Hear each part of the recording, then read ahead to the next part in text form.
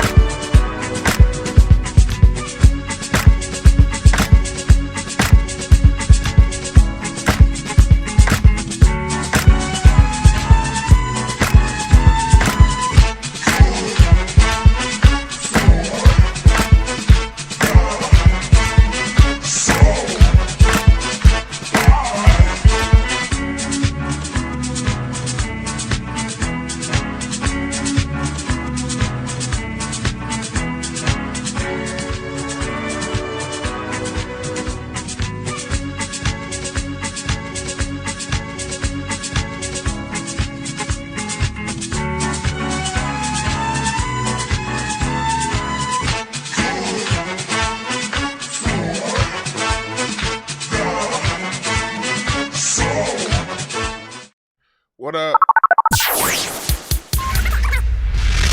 Yeah. What up, y'all? We is here. We is here. Welcome, welcome, welcome, welcome. Welcome, welcome, welcome. Thank y'all for joining me live. Here to talk that jive. What's my background? Let me pick some background music to play to talk to. You know, I'm a nigga. I gotta have a rhythm to everything that I do. Let me see. Here we go. It's Sunday afternoon. So we're gonna get some of that gospel feel. Hallelujah. Shit. Hey, Duncan nice on that keyboard, ain't he? Salute to Duncan Penderhughes on the beats. Yeah, this is what we're gonna play right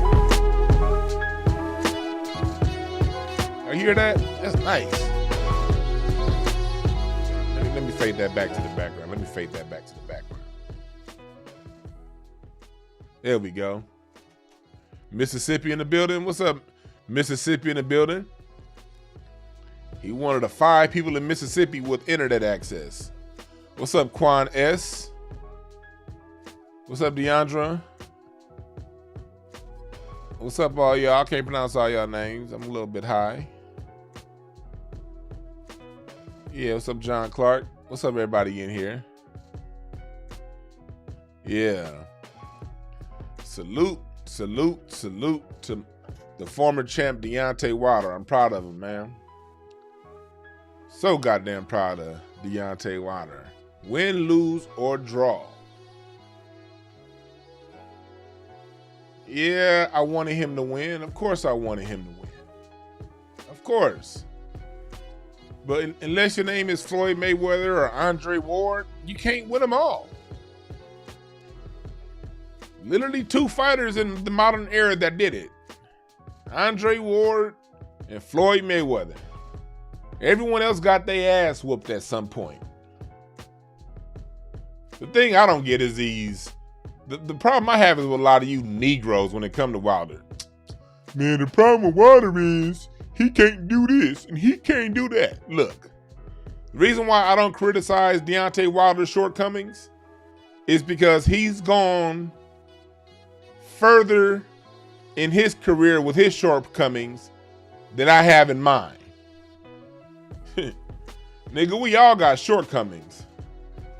But if my shortcomings could lead me to having the highest knockout percentage in boxing history, the most defenses of the WBC title in heavyweight history, if my shortcomings can give me that, if my shortcomings can give me $33 million for a 12-round fight, I'll take that.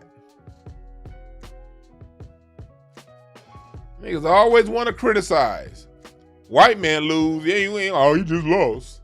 Black man lose, oh, it's because he couldn't do this and he didn't do that and he didn't do this and he should have did that. God damn that nigga, oh my God. He lost because he wasn't perfect. Shut your cotton picking ass up, nigga. Yeah, Fury at the end of the day was just a better fighter. Fury at the end of the day was just a better fighter. Deontay Wilder fought at a heavier weight than he's ever fought. His first fight that I was at back in 2018, he fought at 212 pounds and got through that 12 rounds with no problem. This fight, he fought at 238. It was just, by round 5, this fight, he was done. By round 5, after that second knockdown, Deontay Wilder was spent. He was tired. And he fought rounds 6 through 11 on nothing but heart.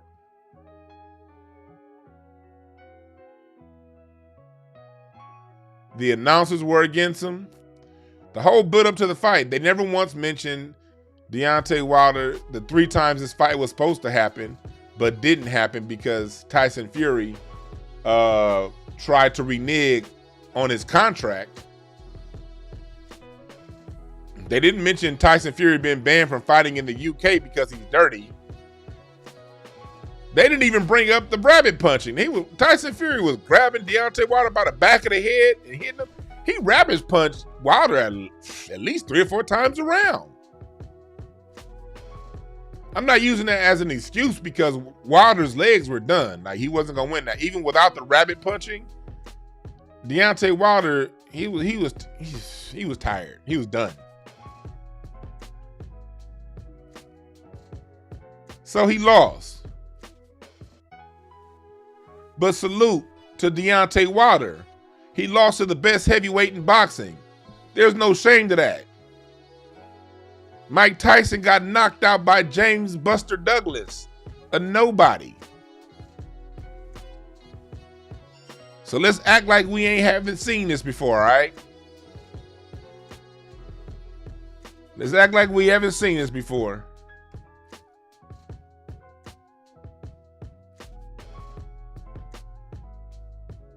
But salute. I'm not one of these. See, there's too many niggas out there that y'all think like white people. Y'all expect the black man to always have to be perfect. Well, if the black man wasn't perfect, if he didn't look good, if his punches didn't look right, if he didn't tickle my emotional fantasy, well, that's why he lost. Get that shit out of here.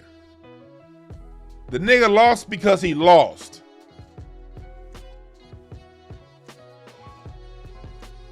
Hey, what's up, Kendall? Kendall Cobbin here. Y'all make sure y'all follow her.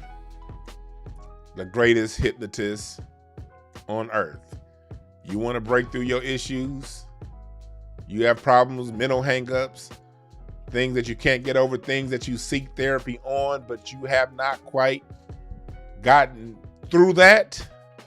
Hit up Kendall Cobb. She's right here in the chat room. Hit up Kendall. But yeah, nobody's perfect. That's why Jaron 215 still bomb squad. The man lost. Okay. All right. He lost. Cool. Ali lost fights. Foreman lost fights. Frazier lost fights. Mike Tyson never won any of his big fights. Every time Mike Tyson fought the other best fighter in the world, he lost. Oh, Mike Tyson beat up on Frank Bruno and old Larry Holmes and Trevor Berbick. But every time Mike Tyson fought the other best fighter, he got his ass whooped.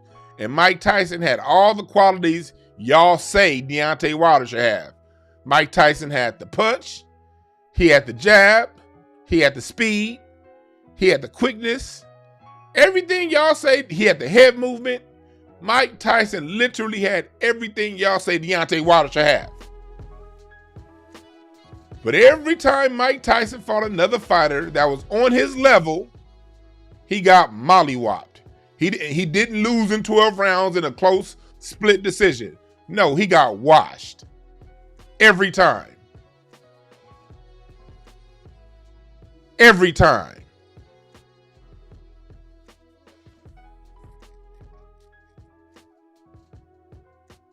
Razor Ruddock was a good fighter, not A-class fighter. He wasn't the other top fighter. No, Razor Ruddock was a really good fighter. Razor Ruddock was to Mike Tyson what Luis Ortiz was to Deontay Wilder. Stop it. I love Razor Ruddock. He was a good fighter, but he wasn't Riddick Bowe. And Mike Tyson ran from that Riddick Bowe fade. He didn't want none of that. Hell, people would be like, Mike Tyson, well, he only lost to Evander because he was old. Evander, go back to that ESPN 30 for 30 documentary. Go back to that. Evander chased Mike Tyson all through the late 80s and before that prison sentence. Mike Tyson didn't want none. And Evander was the smaller fighter. Thank you, Star, for posting Kendall's Instagram in the chat room.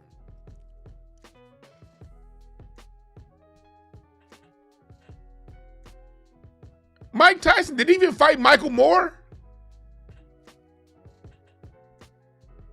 Mike Tyson didn't even fight Michael Moore. He didn't fight Foreman. Old Foreman.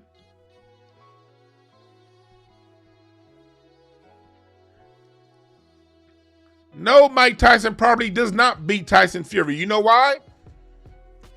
For the same reason why he didn't beat Lennox Lewis.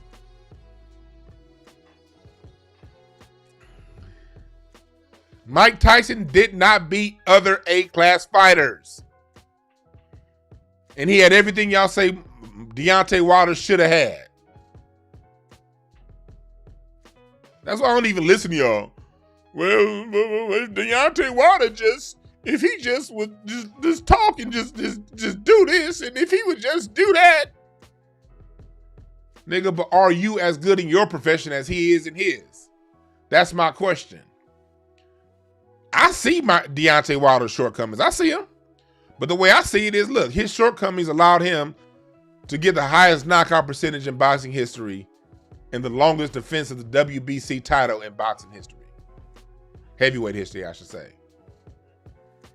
And it got him to lose. He didn't lose to anybody other than the other best heavyweight in boxing. He didn't lose to some chump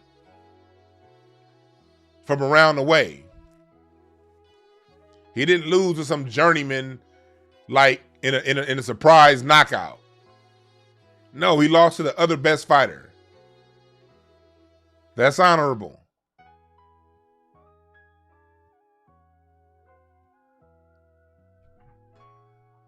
But let's get into what I want to talk about today. Mental strength versus physical strength. Mental strength versus physical strength. I have on this screen here a picture of Dave Chappelle and a picture of Mike Tyson.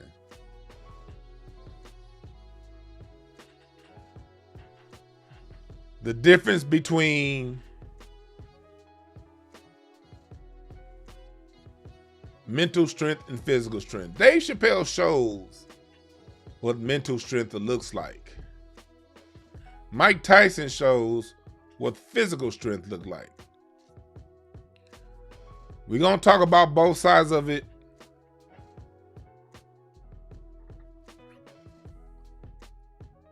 But I want to point out something that concerned me this week. I'm going to get in talking about Dave Chappelle. But I first want to talk about how physical strength is often perceived wrongly. Like, people look at those with physical strength as if they're the strongest out there. Physical strength is just that. You know, you're physically superior. You have the muscles. You have the cuts. You have the look. But there's a big difference between looks and reality. Looks and what's really going on. This is why I'm not a superficial person. You got other people out there who judge things and judge people based on how they look, based on their job status, you know, based on the house they live in, the car they drive, you know, the meaningless bullshit. And then you got substance. What do you stand for? What's your character? How are you when no one else is looking? When no one else is looking, do you steal things from them when no one else is looking? Do you say one thing in public and then when no one else is looking, do something behind closed doors? Do you talk a good game? Yeah, I'm pro-black. Yeah, I'm this, I'm that. But then when offered a few dollars, do what the fuck you told at the expense of your people. Which one are you? Is it just a look or is it real? I guess you could equate physical strength versus mental strength and draw the line between the substance of what's really strong and what looks strong.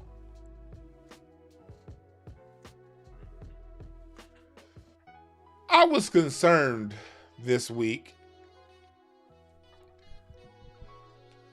I was concerned because I saw a couple articles about a couple different athletes, Mike Tyson and Andrew Wiggins, and they both sort of used the same wording when it came to getting the smoopty snaps, needle in a heedle, if you did what I'm saying. It's not about, for me, it's not about them getting the thing. At the end of the day, whether or not you want to get the needle is up to you. And I don't see any issues either way. But my only thing is, whatever you decide to do, make sure it's your decision. Do it because that's what you want to do. We have a couple black men in public this week that basically said they were broken. Last week I talked about Andrew Wiggins standing up for the smoopty snaps.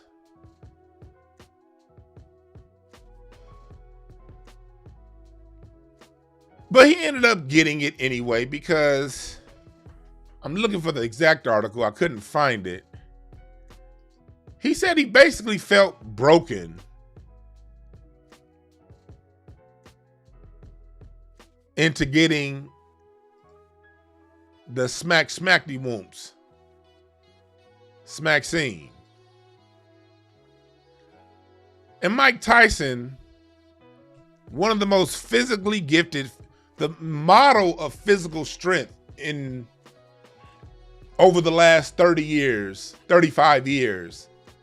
The picture, the model, the epitome of physical strength has been Mike Tyson.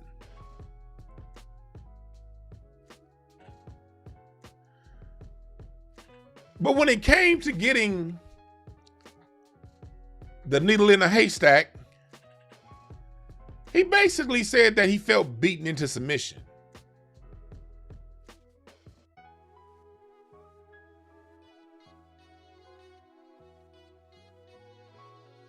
He says here, and I quote, "I didn't do it willingly. I'm a little apprehensive of that. I was pretty much beaten into submission."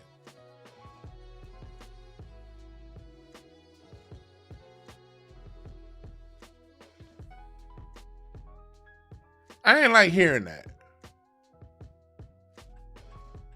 Not from the epitome of physical black strength. Again, this isn't about him getting the needle. It's about the choice of words. It's about how it happened. This broadcast is for people who are willing to think. All right? If you choose to stay on the surface level and not think, don't be in my comment section after the video asking stupid, dumbass questions. I'm being very specific with my words for a reason. Don't disrespectfully come in with your straw arguments saying, "What are you saying?" If someone ever questions you by saying, "Well, are you saying?" that means two things. Either they weren't listening to what you were saying, or they heard exactly what you were saying, but they want to create a straw argument and have you argue that and not stick to what you said. If you're that kind of discontent, fuck you. All right? This is for the people who are willing to listen to the nuance of the conversation. I'm being very nuanced and I'm choosing my words correctly. I'm not talking bad about Mike Tyson, the man, or Andrew Wiggins. I'm just using examples between what looks good physically and what truly stands out and stands up for itself may not necessarily have the look.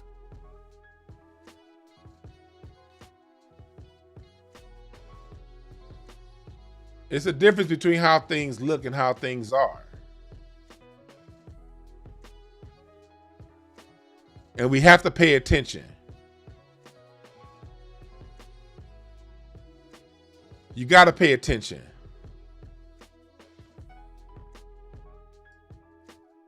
The man said he felt beaten into submission and he had to do it because, international travel.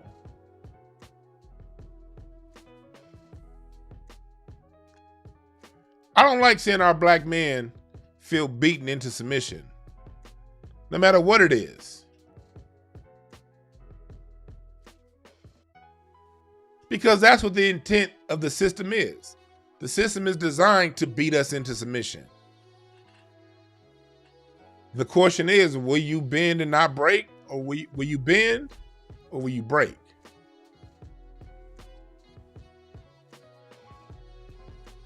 That's why our good brother Jason Black always says you can't trust these old niggas. He says that for a reason.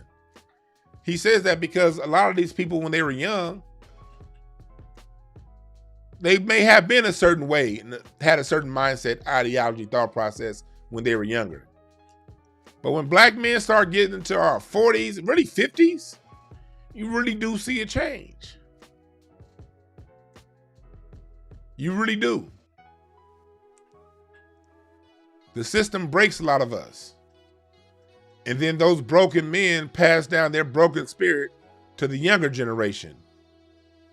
Instead of encouraging the younger generation to fight, instead of saying, you know what? I've had my day. I've had my fame. I've had my notoriety.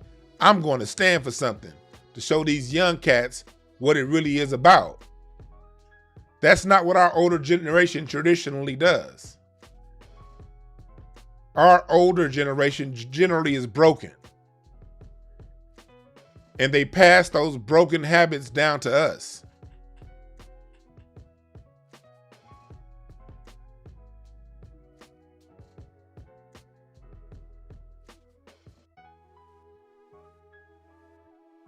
This is something that is starting to change, but that's still here. Mike Tyson choosing to use those words, beaten into submission, is exactly what they want to hear.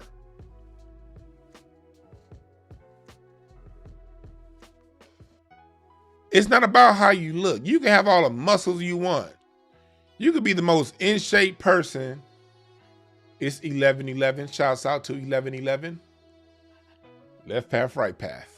Love this time today. 11:11, my favorite sets of numbers.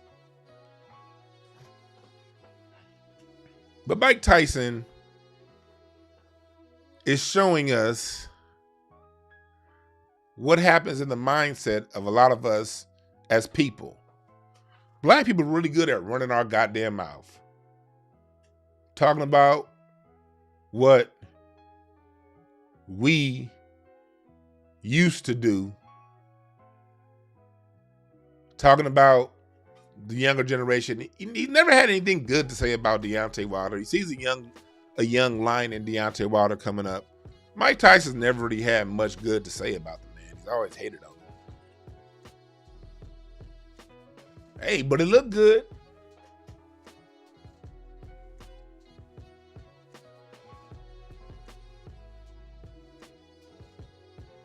This is why I laugh at people who say things like, Dwann, you're in the public. You should look a certain way. You shouldn't cuss. You shouldn't say those particular sets of things because people are looking at you. You shouldn't show the world that you smoke weed and pop mushrooms. You shouldn't do that because it doesn't look a certain way. You should look a certain way. And to those people I say, fam, chill out. Because people got to stop looking at how things look and focus on what's real. The substance of things.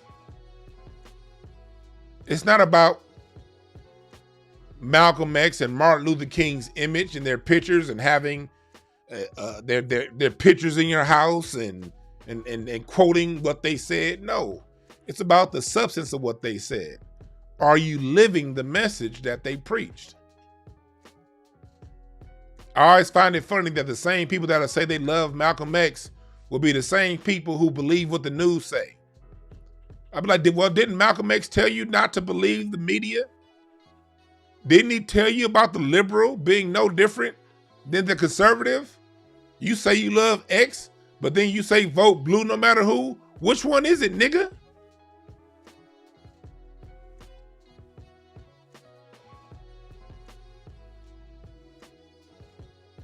Niggas always want to look at how something looks and miss the whole goddamn message of what's being said and what's being communicated.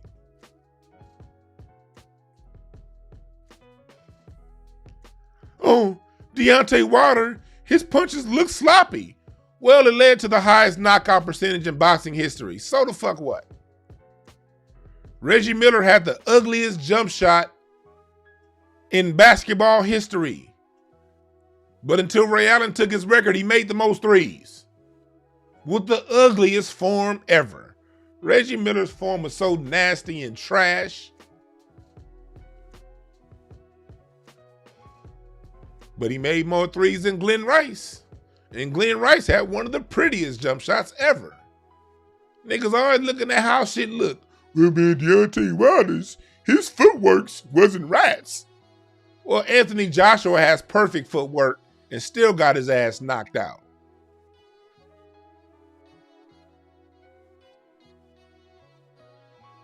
Can we please get off this superficial shit as a people, please?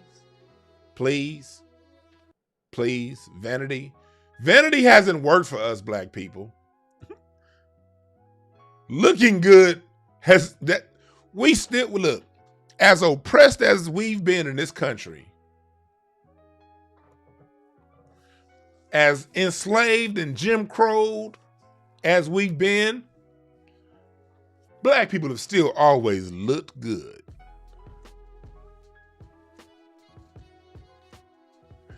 You're right, Bassy. Sean Marion had an ugly ass shot, but that motherfucker gave you buckets.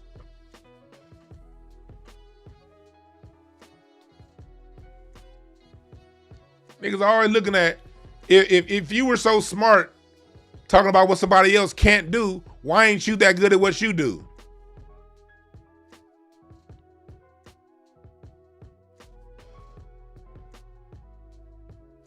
That's my question. Why ain't you that good at what you do? Show me you being as good as what you do, having your perfect fundamentals as he is at what he does with his lack of fundamentals. Show me. Don't tell me. I'm a show me kind of nigga. That's why I got 4 thumbs down. I got 4 thumbs down from a whole bunch of pretty ugly motherfuckers. Pretty ugly motherfuckers. Everything is pretty. Pretty, pretty, pretty, pretty. Look good, drive the right car, dress nice, got a pretty woman, but you get home and can't stand that bitch. Got a pretty house, but you stay out drinking with your homeboys and your homegirls because your pretty house ain't a home on the inside. Ain't nothing but depravity and confusion inside your home. That's the shit black people gotta get over.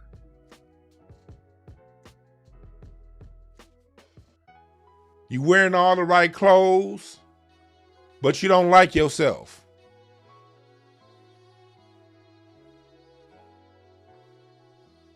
You got 6-pack abs, in shape,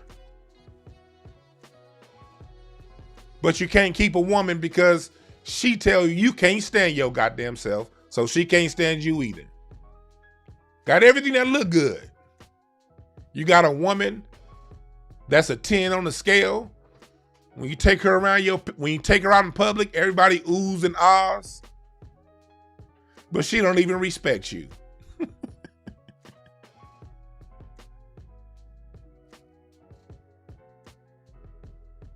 Sit your simple ass down, people. Oh, I'm getting a lot of thumbs down on this one. Ooh, you superficial people are mad. Ooh, I'm touching a nerve with you superficial motherfuckers tonight. 325 people in here, 150 likes, 6 dislikes. Give me more. If you superficial and you can't stand this message, put another thumbs down. You vain motherfucker. I don't respect it. I'm not about what looks good. I'm about what is good. I'm about living the life that I want to live no matter how the fuck it looks to you. I know me personally, I annoy the shit out of people. Because I walk in the room, out of shape, big ass stomach, 350 pounds, 6'2", wearing a t-shirt and sweats with my Crocs on, swagged the fuck out. Confident as hell. Self-assured, reassured. Walking up to the most in shape, well-dressed people in the room. Looking them dead in the eye and seeing right through that bullshit. Ooh, that be bothering y'all skinny, in shape motherfuckers. When you see a nigga like me that don't look the part, acting and living the part. Ooh, that shit be feeling good. I used to do the same. That was my favorite part about playing basketball. When I was like, I'll be 340 pounds giving niggas buckets. That shit used to be fun. The other team start getting mad. Man, guard that nigga, man. He fat, man. Why can't you guard him? Because I'm that nigga, that's why. Yeah, I'm healthy. I had a physical last week. You know, I had my surgery a couple weeks ago. So before my surgery, I had a physical with all my vitals being taken. Blood sugar levels are right. Thyroids are right. Had an EKG on my heart pumping right. All that shit good.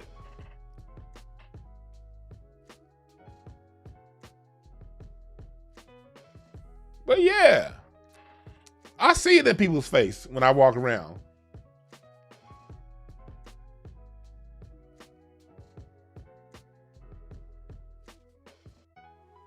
Got a wife I love that respects me. Ooh, and the biggest thing about my wife is she respects me.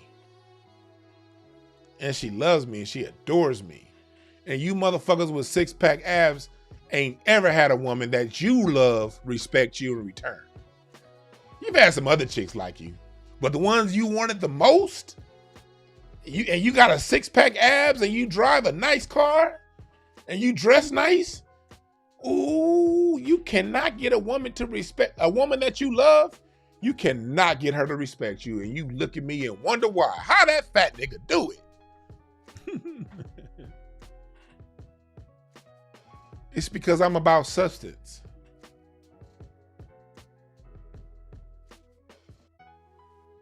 I'm about what is good.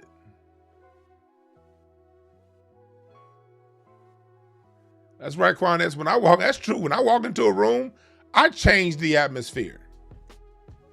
When I walk into a room, that room changes.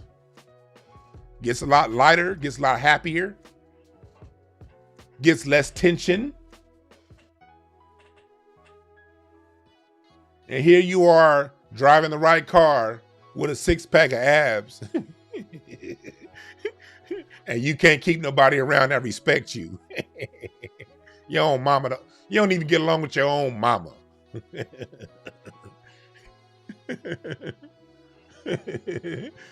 And then they be like, Dwann, you need to do this and you need to do that. No, nigga, maybe you need to follow what I'm doing because I'm happy. What's up, GMS Show in the chat room? Go subscribe to GMS Show. I like that dude's videos. I ain't never met that brother, but I seen him do a couple breakdown videos. And even in parts of a couple of his breakdowns where I didn't necessarily agree with him, he said things from his point of view, from a very honest point of view, where I could tell that brother's thinking. So go subscribe to his channel, man. The dude gives very, very, very honest breakdowns. And in my opinion, he's speaking from a point of view of substance, from a point of view of somebody who's using his own thoughts. And that's all I care about. I don't care about agreeing. I don't care about disagreeing. Are you thinking for yourself? That's what matters.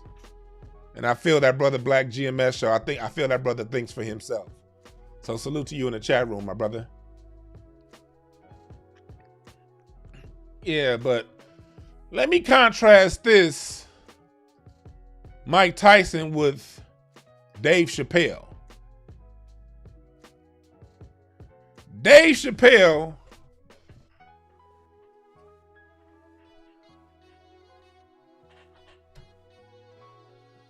Dave Chappelle is someone who stands for something. He stands for what he believes.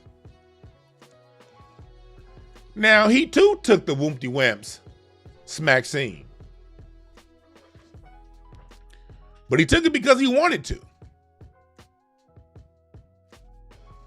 That was his choice. I respect that. And this again goes to you people who have taken it. I don't look at you any different. You have to follow your consciousness.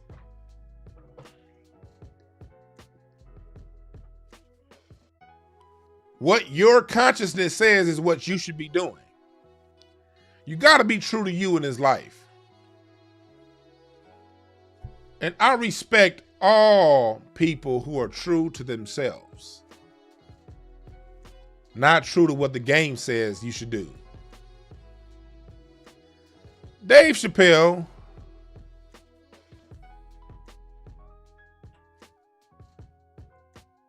had his stand-up special, which I thought was great.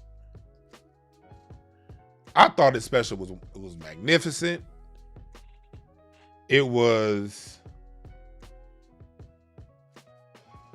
original. Did I like everything he said? No. I didn't like the part where he talked about black people beating up Asians, because the first thing I thought about was he has an Asian wife. The last thing black men need is other black men pushing that narrative that we're running around beating up Asians. That shit was contrived to pass a law. Have you seen a black person touch an Asian since they passed that bullshit ass law? So no, I didn't. But and again, that's his point of view. That's how he saw it. I didn't agree, but in my not agreeing with his point of view on that, I still respect his point of view on that.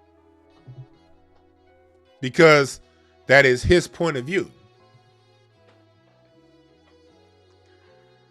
But Dave did go in on them LGBTQCAYZX on them. He went in on them hard. As he should have. Because they deserve it. They bullies. If you're LGBTQ and you're not a bully, I'm down with you. But if you're down with that agenda bully pushing nonsense, fuck you too. Just like I said, fuck you to anybody else that wants to push an agenda onto me that I didn't ask for.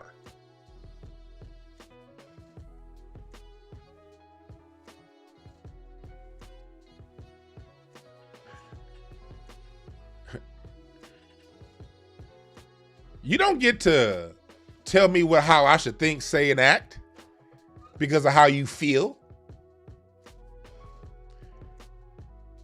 Here's an issue. Here's an issue, and here's what they do. The difference between the black and the gays. Black people's issue, going back to substance, is an issue of substance. Them using certain words against us reaffirms the substance taken from us. Black people's issue is Bruce's Beach. Black people's issue is Jim Crow. Black people's issue is these freeways being built through our communities, thriving black communities. Black people's issues is things, us being put in prison disproportionately. Laws being created that say one thing, but in practice only criminalize us. That's our issue. Other people's issues, the LGBTQ issues, is an issue of physicality, non-substance, surface level bullshit. Somebody doesn't like you. Nobody has to like you. Let me say that one more time. It's not other people's job to like you.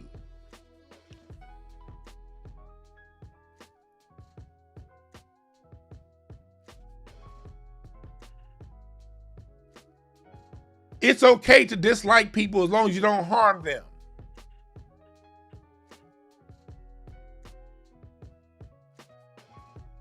As long as you don't harm them. Black people ain't running around harming the LGBTQ folks.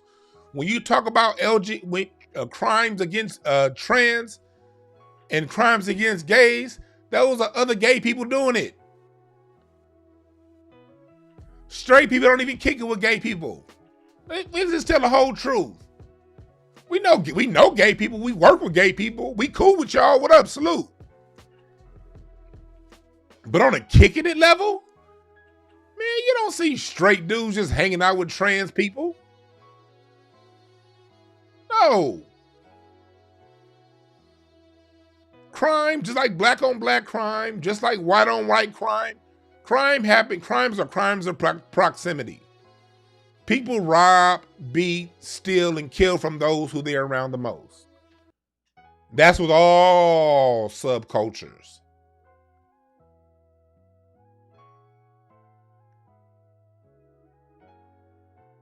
I'm sure if you break down midget fights, anytime a midget gets in a fight, I'm telling you, I'm pretty sure 90% of midget fights is with other midgets. I'm sure of that. I don't know for sure. Allegedly, I'm not saying I know for sure, but I'm pretty goddamn sure. If you see a big head ass midget fight, he probably fighting another big head ass midget. I don't think people that are 6'6" are walking around kicking midgets in the kneecaps. You get into disagreement with those you're around the most.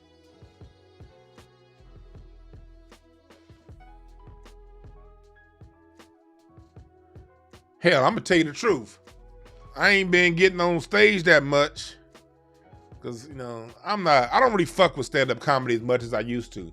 I love this podcasting way more. But I still get on stage because I'm fucking dope as a stand-up comedian. And I had a show last Saturday. And I think every show I've done over the last year and a half, most of my jokes be about gay people and trans.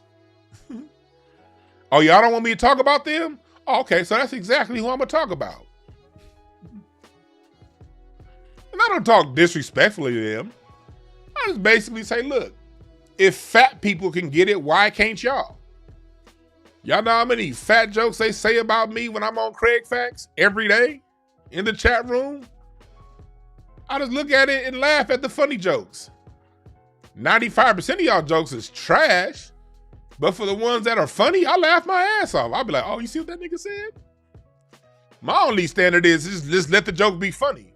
Fat jokes are easy. If you're gonna say a fat joke, just make it funny. That's my only thing. Don't give me no cliche fat jokes. If you see some food walk, oh, Dwann, I bet Dwann want to eat that.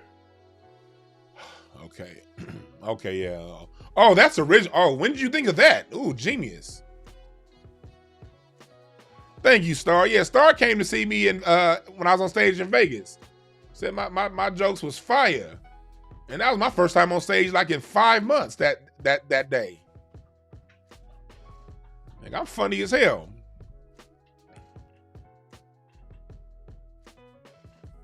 My only thing is if you're going to say a joke, be original. Say a funny fat joke. It'd be hard for me because I got better fat jokes than most of y'all. I'd be like, come on now. That's it.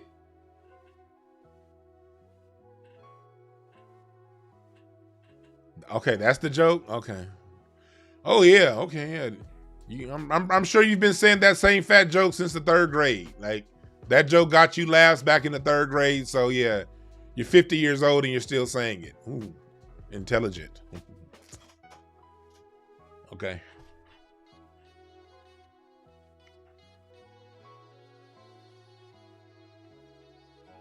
Bucktooth motherfuckers still get clowned on. That's why all these niggas got braces. So why can't we talk about you if you gay? Come in the room smelling bad, smelling rank, smelling funky. If you smell like a nutsack, you gonna get clowned.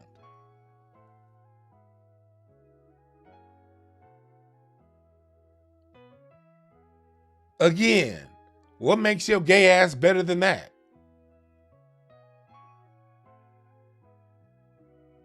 You taking dick poundings and we ain't supposed to laugh at that? You got dookie sheets and we ain't supposed to laugh at that?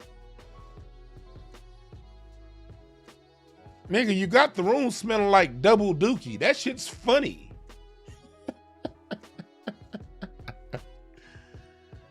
Oh, shit. That's funny to me. And I'm going to talk about it.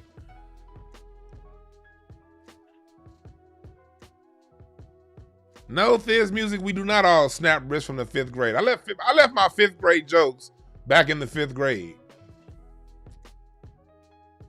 B. Pauly, that was funny. See, yeah. That's a funny fat joke right there. Dwann can only see his rib cage in x-rays. That's funny. I like that. I ain't heard that one before. I like that shit. That's funny.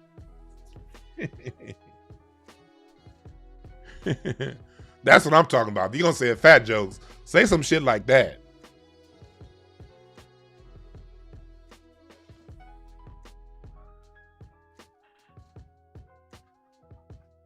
Hell yeah, that was funny, dog. But it's just jokes. And again, that's something with black culture. Jokes is jokes. My grandfather started calling me the little fat motherfucker from the age of 3. My first memories of my grandfather in 1984, I'm over here as a 3-year-old. Come here, you little fat motherfucker. Bring your ass over here, you little fat bastard.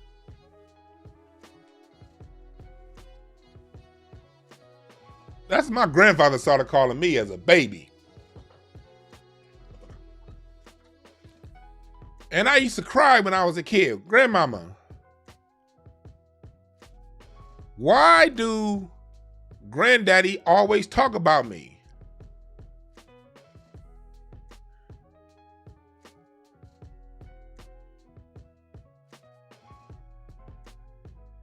Why is he so mean? Why when I go to school, the other kids call me fat? I used to ask these words when I was 4 or 5 years old. And then my grandmother told me very clearly, she said, look, you get toughened up in the home so you can take it out there in the world. Black folks, we toughen each other up with our jive talk. Because we got to deal with so much shit when we face the world, when we go out there as adults,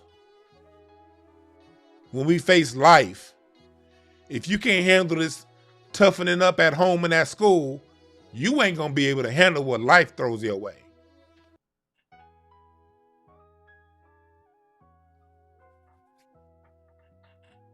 That's what my grandmother told me. And that's why from the age of 5 on, I've always had thick skin. And I learned, hell, if they gonna joke on me, I better have better jokes. That's all. Because I'm not gonna be able to stop it.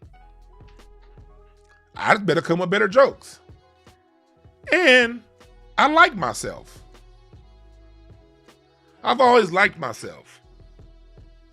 Now, there have always been things about me I want to change. I'm human. I'm not perfect. Of course, there are things about me I want to change. And those things about me that I want to change, I get up and do change when it becomes time.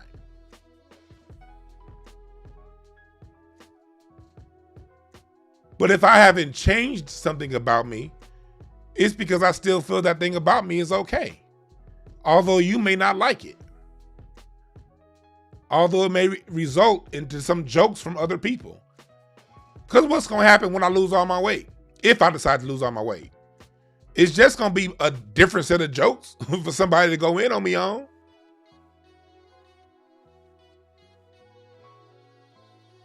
Okay, I know how it is with me. Okay, shit, you look skinny and everything look right with you. I'm a nigga, one eye of yours bigger than the other. It's going to be your nose. It's going to be your teeth. It's going to be the way you smile. That's how we get down in black culture. And I like it. Steph P asked what my belt size is. Ask your mama. She buys me new britches every birthday. She knows my size and she knows it well. You dig.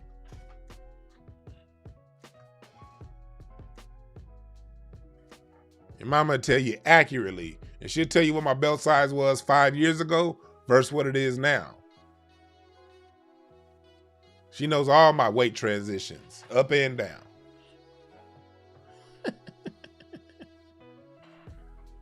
That's always been my thing. You can crack jokes all day, but can you handle them in return? See, a lot of niggas be cracking jokes. That's one thing I halfway don't respect about, not all y'all, but some people in the chat room and like in the comment section after a video, they'll say a whole bunch of stuff.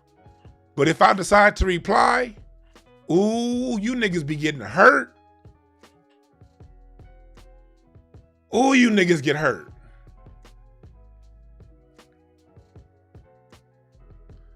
I remember it was one video about 2 months ago on Craig Facts. I don't read 99% of the comments. After Craig Facts, I never watch the videos. I never read the comments. But there are exceptions. And about 2 months ago, I read the comments on a Craig Facts video. And somebody who used to be a part of this chat room, who don't come around no more, was talking about, man, I don't like Dwann, man, because he talk too much. And I went and I addressed that. And his response was basically, man, why you gotta be so sensitive? And I was just saying, I said, yeah, nigga, you just said. And I responded. Why you got, like, can I not respond? You think you could just say what you want about me and I could just, if I read it, I just gotta take it and be humble? Fuck you. If you're gonna put it out there, be ready for what's coming back. Don't be like Talib Kweli. Don't be like D.L. Hewley. They say something about me, and then I say something back. They want to cry foul and act like bitches. Don't be that person. Because I'm the kind of person that I don't say nothing back most of the time. But if I do decide to say something back, it's probably going to be very low and very brutal.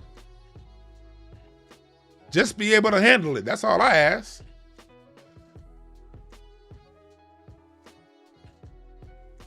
Because if I decide to respond, I'm going there.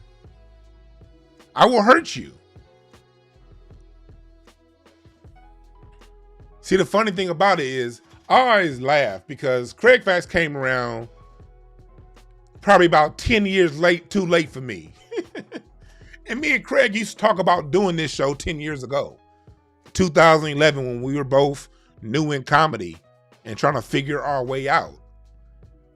Craig was always such an interesting cat, had such an interesting perspective. I'd be like, man, Craig, you need to do a podcast, dog. The way you think is just out there way different.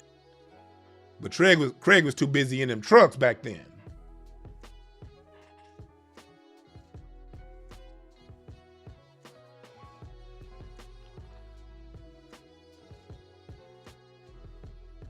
But back then, shit, when it came to roasting and clowning, nigga, I used to be the nigga that would go 8 hours a day just with jokes.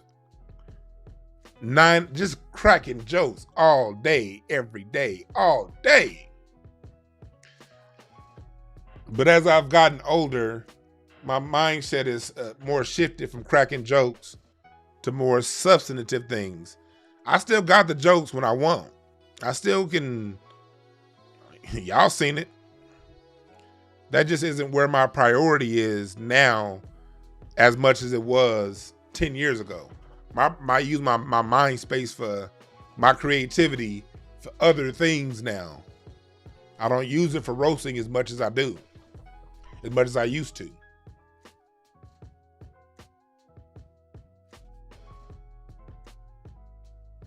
But don't fuck with me.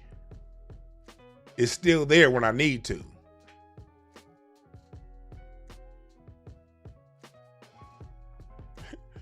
Nah, John Clark, Dr. Sinister, that's my guy right there. I love Dr. Sinister. He a good dude. Nah, it wasn't him. It wasn't him. Dr. Sinister still be watching replays. Salute to that brother.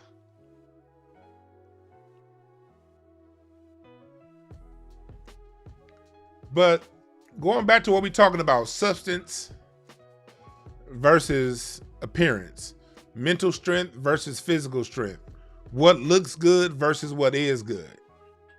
Dave Chappelle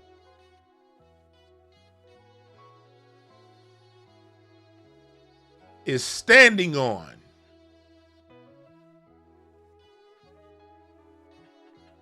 his point of view.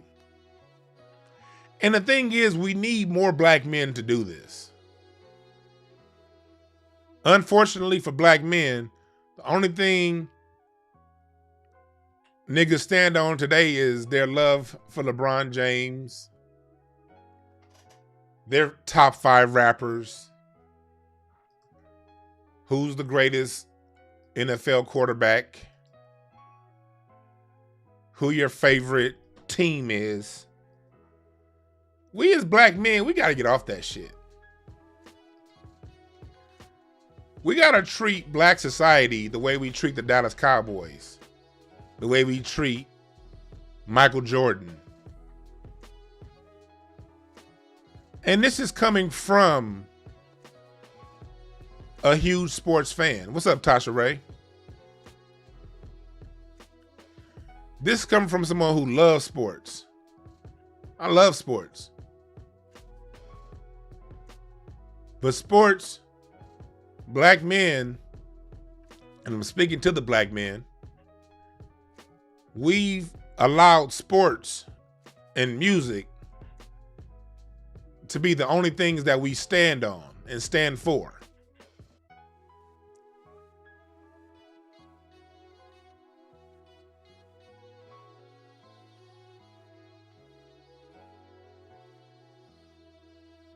That gotta change.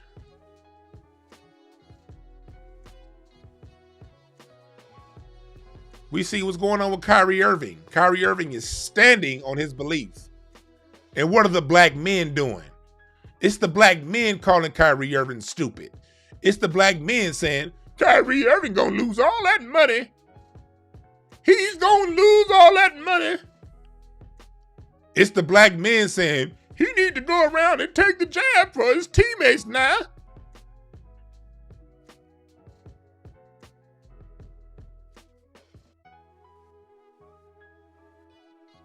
How are we the strongest men on earth, but we acting like bitches when it comes to standing on something?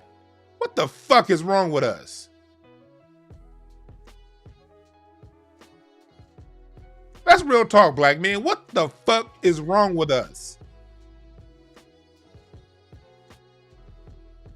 Why do we have more to say about a black man standing on his principles than we do the heathens that are enforcing those things he don't want on him? That's why that right there is why we as a society are in the situation that we're in.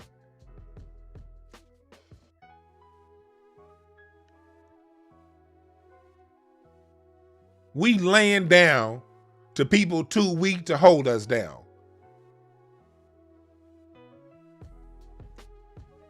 We doing that shit willingly. Well, I appreciate everybody here. I have 337 people in here listening to me and not watching football. Or you may even be watching football, but your attention is here on what I'm saying. Again, this is no slight to the people who always never stop watching football. You know, some people, that's just not where they were. They never saw the reason to not watch football. But 5 years ago, 4 years ago, you had all these black men saying, I'm not watching football no more. They ain't doing us right. And then Jay-Z come around and say, hey, it's all good. Here come you niggas. Now, I know I said we wasn't going to watch football now, but no. Jay-Z gonna have Snoop Dogg and Kendrick Lamar. Yeah. You know, I don't do anything else on Sunday anyway. Don't stand for shit. Again, this ain't going at the people who, some people never stopped watching football. The football is a thing, whatever. You know, everybody ain't gonna be in the same wavelength. I get it. But it was a lot of people who 5 years ago was stomped down, drag out. I'm not watching football no more. What are they doing right now? Oh, but I got a 6-pack.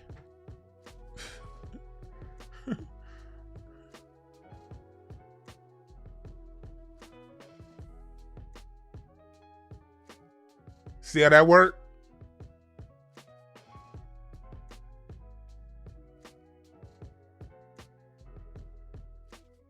Kyrie Irving, he ain't shit. Kyrie Irving, he just need to bow down, buckle down. Boy, what's your problem, boy? You ain't doing as master say, boy. Oh, but I drive a nice car and I dress nice.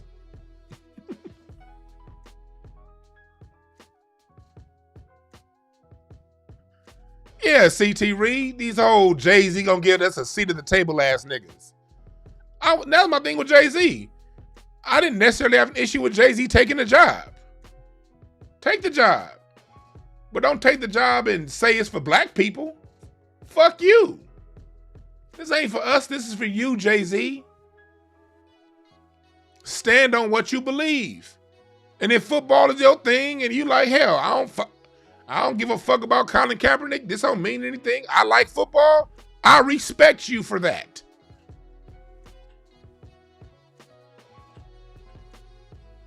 Whatever it is your heart says is the right thing to do, be 100 with it.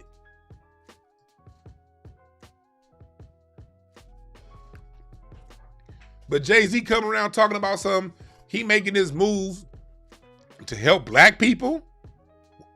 We past kneeling. But you ain't past bending over, Jay-Z, are ya?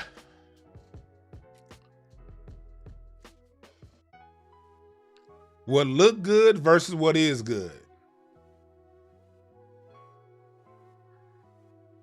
Yeah, if you think I'm preaching, hit me on that Cash App. Y'all see the Cash App right here on the bottom of the screen.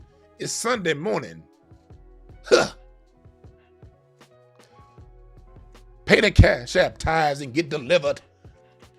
Get delivered from not being yourself. Ha! Get delivered for thinking and following what other people think. Ha! Get delivered and find out who you are. Ha!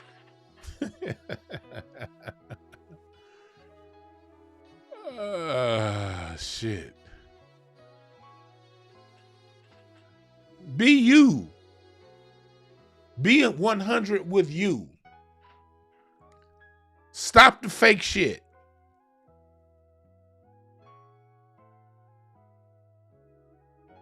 Niggas always worried about what look good. Man, my shoes is clean. I wear the nicest gear, man. Shit.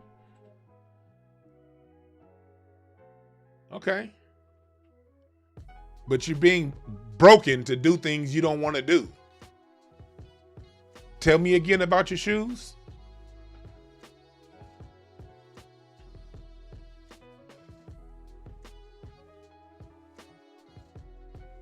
Tell me again about your shoes.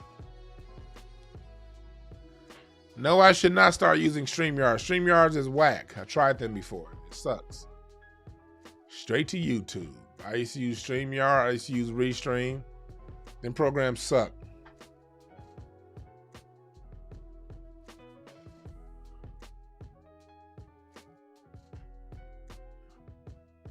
So, Dave Chappelle, and the other point I want to talk about, was called out by this thing. Whatever this is on the left.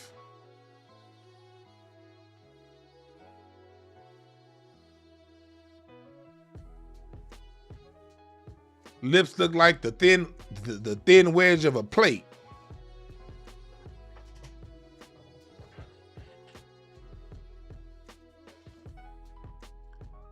What the hell is this Alf looking thing on the left side of my screen? This thing, I guess, was a part of some TV show on Netflix called Dear White People. I didn't like that movie I didn't like the movie. I ain't like that shit to begin with, because first of all, I hate when niggas make pleas to white people. You already starting off on a weekend of the wedge to me if you making a plea to white people. They gonna be who the fuck they gonna be. Well, anyway, on this show, that's so-called a black show called Dear White People, this piece of clump salt to the left said that it was the showrunner. This is the person running the show for Dear White People. This thing looks like, you know how it is, you coffee drinkers, when you like when the sugar gets wet and it's like a clump of sugar, it's kind of malformed. That's what this thing looks like. Should I appreciate the Cash App donation?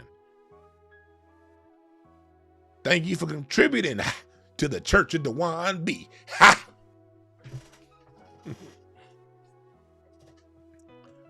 This thing said that they were no longer going to work for Netflix because of what Dave Chappelle's views on the transgender community. And to that I say, fuck you, because you've already said that to yourself.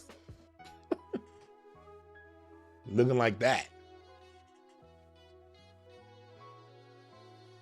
That thing is the showrunner for a black TV show, saying they're going to not work because of what a black person had to say.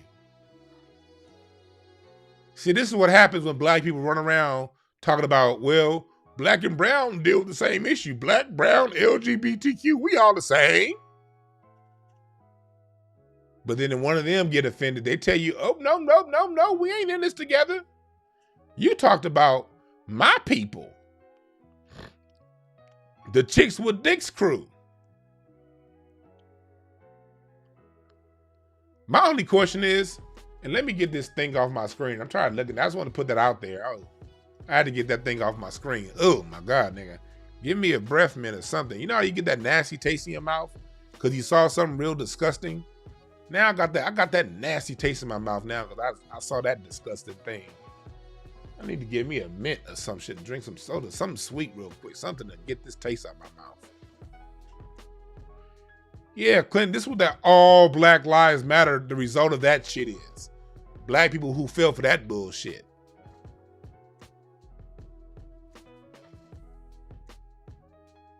Ignored that nigga Dave Chappelle's point, and they do that on purpose. They ignore the point on purpose. My question is, how did that motherfucker get so much attention? We didn't know who that thing was before last week. I had forgotten that show Dear White People even exists. I forgot that was even a show. How did that thing get so much attention? That goes to show you who's really running things.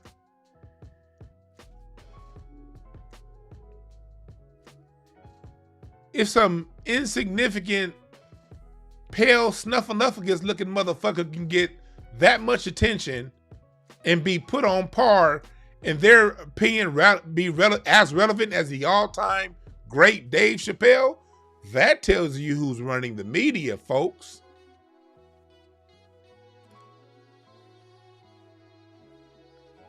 That shows you who's really running the things. That shows you who's really making the decisions as to what gets put out there on the media and who don't.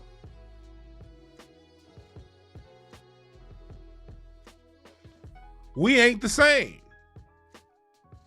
We don't get that kind of coverage. You're not going to get some insignificant Shaniqua and her opinion put next to anything one of theirs say.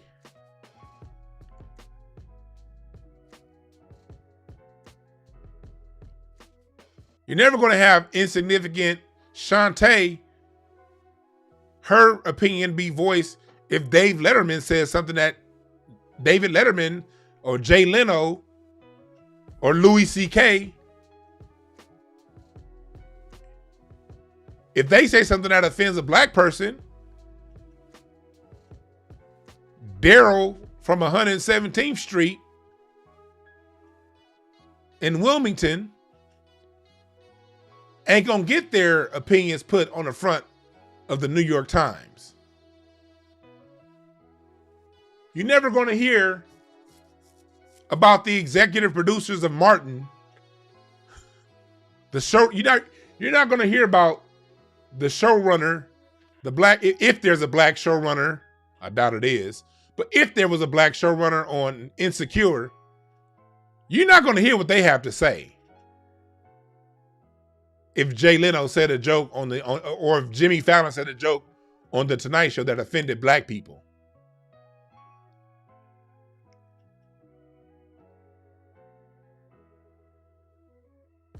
But you get this thing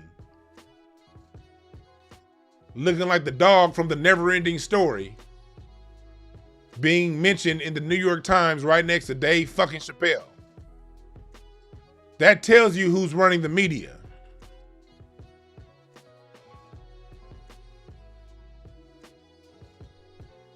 That tells you who's running the media.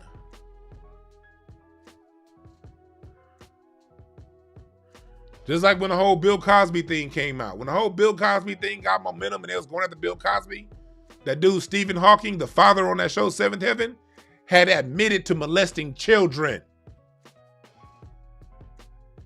They let that story die.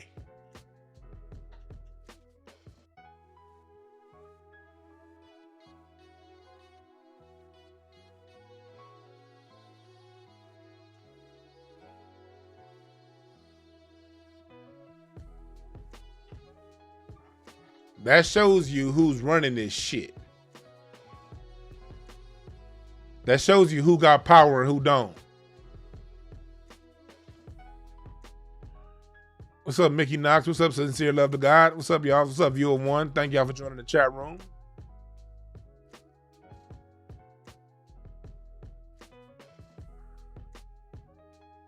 You're right, Nino. They over there cosplaying as victims. Exactly.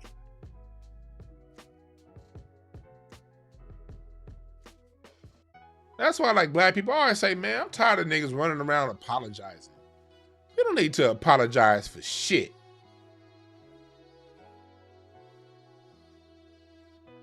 We don't need to apologize for shit. Nothing. Not one thing.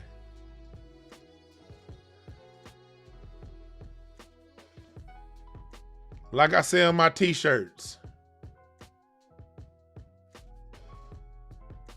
No, wrong one. Like my Dr. John Henry Clark shirt. And I just now put this on the hoodie.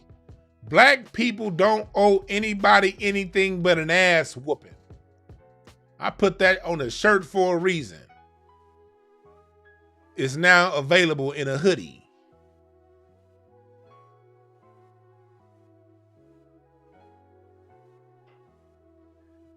We don't owe nobody shit. Everybody want to turn around and play victim. And like what Brother Man said earlier in the chat room, cosplay as victims. And black people, while we are the victims, we running around apologizing and defending other black people who won't stand for it.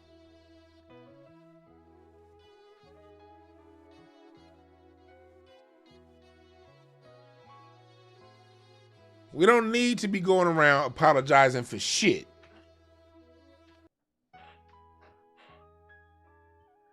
We don't need to be apologizing for shit.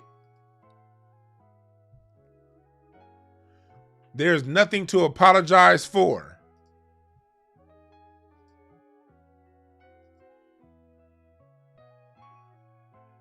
Again, there is nothing to apologize for.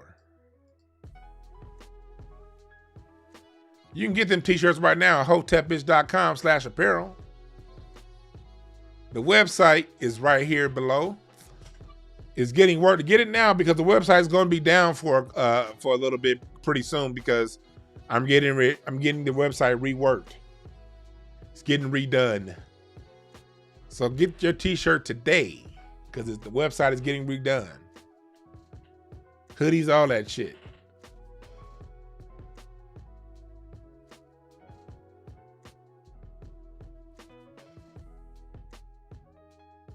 You're right, Hexagon. They stab you in the back and then cut their own finger and cry. That's how they get down. So the point of today's broadcast is this. It's simple. Mental strength versus physical strength. Are you strong in your mind or do you just look good? Which one is it? Optimal will be both. That will be optimal.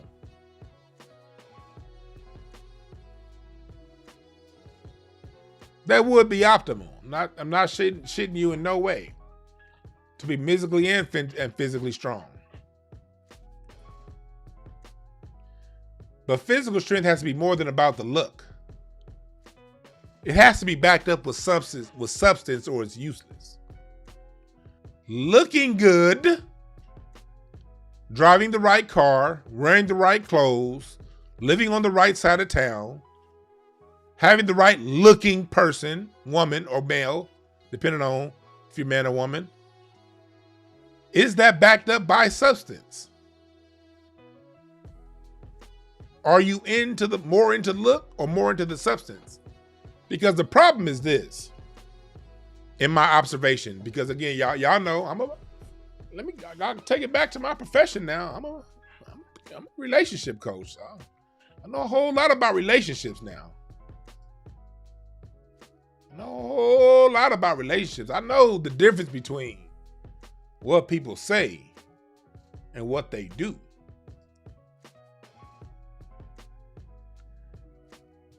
I've been doing this for a long time.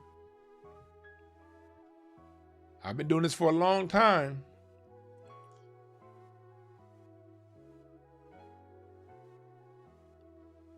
I created this company because there's a market there for it. People going for what look good, but when you look up under the sheet, when you lift the lid and look inside that bucket, there's a lot of misery going on, a lot of confusion, and the confusion is leading to the misery.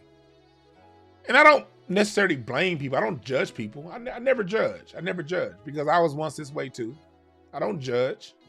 We live in an American society. We live in a society that doesn't teach substance. We live in a society that teaches superficial. You're right, Taylor Drake. Terry Crews is a perfect example of physically strong, mentally weak. Terry Crews let a man touch his balls in front of his wife. But it looked good. There's a lot of you Terry Crews niggas running around here today. With the right image, the right look, but confused and miserable. No Clinton coaching will not stop your girl from cheating on you. If your girl's a hoe, she gonna be a hoe. Some people ain't gonna be monogamous. Some people gonna be out there in them streets. Maybe you need to come to maybe the solution to that may be, hey, if you want to stay with her, maybe set up parameters for an open relationship where she can still get it in and you can get it in.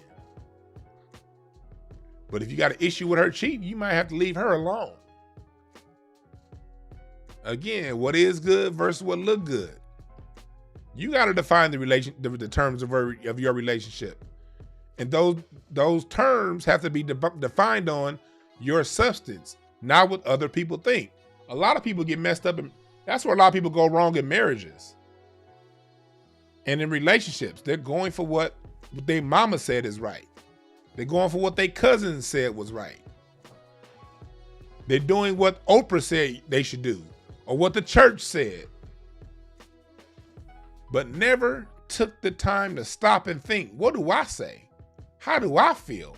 What do I think? You got to get in touch with yourself.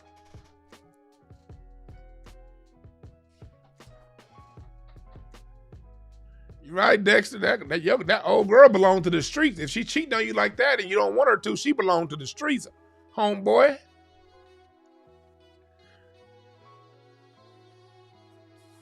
Yeah, it's Mr. Ishmael. Hoes are going to be hoes, and that applies to many things. You right about that, my brother.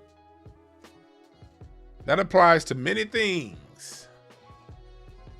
If a person screwed their previous 2 business partners over in business, and you want to do business with that person, guess what's probably going to happen to you?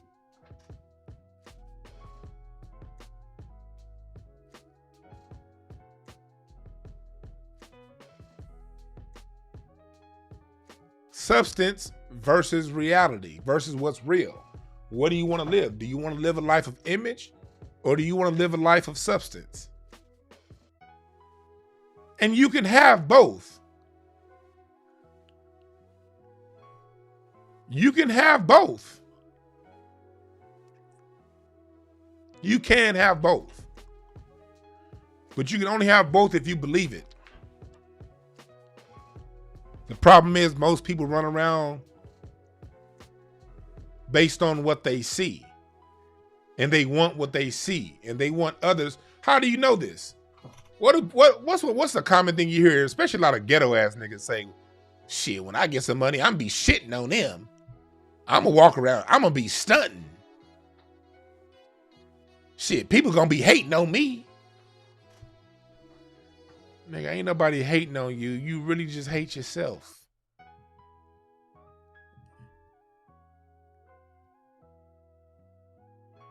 Niggas get a settlement check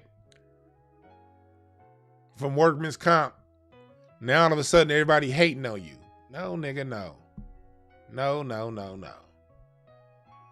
And in 6 months when you spent all that shit, you still running around talking about what this person got versus what that person got.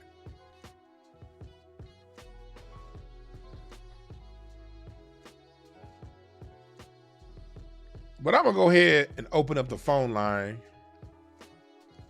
Not too long. But I'm gonna open up the phone line. 323-744-7425. Tell me your thoughts. Tell me your thoughts. What's up, Dwann Gray? What's up, Kirk Owen? Thank y'all for joining the chat room. Right. You're right, Jug. Spending it on nigga trinkets. We gotta have this talk, black people. What is good versus what look good. We've been spending too much time focused on what look good, ignoring what is good. People do it with their kids. My baby got his honor roll student and they going to college. Well, okay, that's cool they're going to college. What are they going to college for to study? I don't know, they just going to college.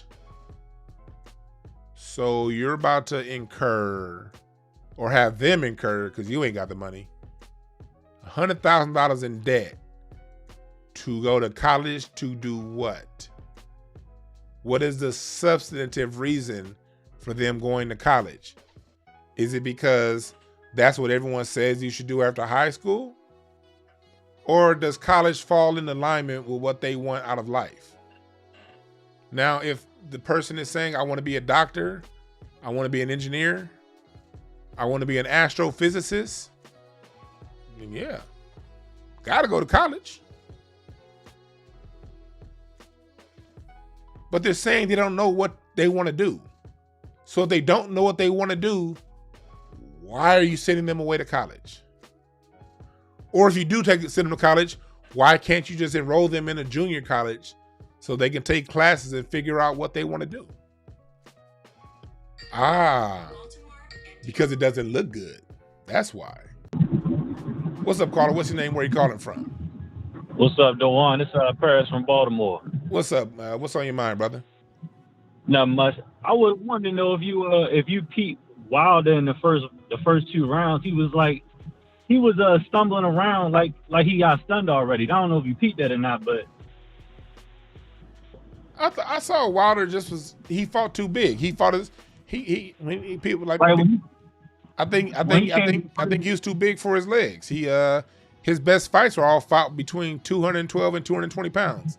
That's his range. Yeah. He's been able to fight multiple 12-round championship fights when he's at that weight. He fought at a weight that he didn't have as much control over his body as he usually does. But that happens with fighters. When fighters go up and down in weight, that's usually a problem. You know, we saw that happen to Roy Jones. When Roy Jones gained all that weight and then lost that weight, his balance was never the same after that. I think he got to get his legs a little stronger if he's going to be going up in weight. Yeah, that's true. If he got some little tiny ass legs to be 6'7" and 240. He got some little ass legs. Yeah. But no, I just wanted to see if you peeped that. He just looked a little. He looked a little different in that first round. It looked like he was walking around like he was dizzy or some shit. Yeah, he's one. I thought it was more so to do with the weight than anything else. And so, but you know, the brother man lost to a hell of a fighter. You know what I mean? I still got love for him, man. But thanks for calling, brother. I ain't gonna lie. I'm petty as shit and I'm biased, so I'm fuck Fury all day. I'm big team Wilder, so it's like. Hey, but he salute to you for that. Though. I'm with you. Fuck Fury. Yeah. Fury still won the fight. Yeah. He's a better fighter, but I don't like him either. But he's a better fighter. Yeah. But it is what it is. I'm still Team Wilder all day. Hell yeah. Yes, sir, man. You have to hit the work and shit. I'm gonna keep listening there. Yes, sir. You have a good one. All right, bro. You too. Yeah. Let me see here. What's up, caller? What's your name? Where you calling from? What it is? I'm still deep. I guess they called in the hum right up. Oh, thank you for some more Cash App donations. I appreciate that. Corey Reed, thank you. I appreciate that.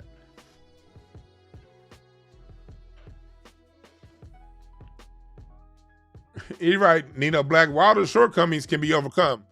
People are telling him to retire after fucking 2 losses. Mike Tyson has 6. Fuck out of here. What's up, caller? What's your name? Where you calling from? What up, Dwann? It's Brandon from Dallas. What's up, Brandon? What's going on? I know you done see me out here in these YouTube streets. I just want to tell you personally, brother, I don't call in the shows, but I want to tell you and I want to commend you, and I've been watching your growth. I've been one of your subscribers since you damn near first got this channel started. I watch you on Fox Soul. Brother, you have a lot to contribute, and don't let nobody tell you nothing different. And I love watching your growth. And I'm going to say this. I don't appreciate what John Gruden said or did, but the NFL not going to do nothing. Ain't doing Absolutely shit. Nothing. And not only that, I appreciate you for talking about the Southern roots, because you can see the area code. You ain't got to tell people where I'm from, but you know the area code, and we're just keeping it that. Uh-huh. And I just try to salute you, brother. Keep up the good work, and you're an inspiration for us all. And I can't wait till when I get out to LA or I bump into you here and we really chop up some good things, brother. That's all I want to say. I'm not going to hold your line, but I commend you, and we watching you, and you inspiring us. I just want you to know that. I appreciate that, my brother, man. You have a good one. You calling from my second favorite city, Dallas, man. You have a good one, brother. Come on, brother. Yes, sir, indeed. Peace, Dwann. Peace.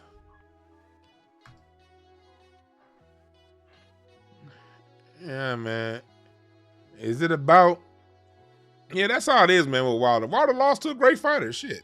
Again, now, if Wilder lost to somebody on Buster Douglas's level, I'd probably be really mad.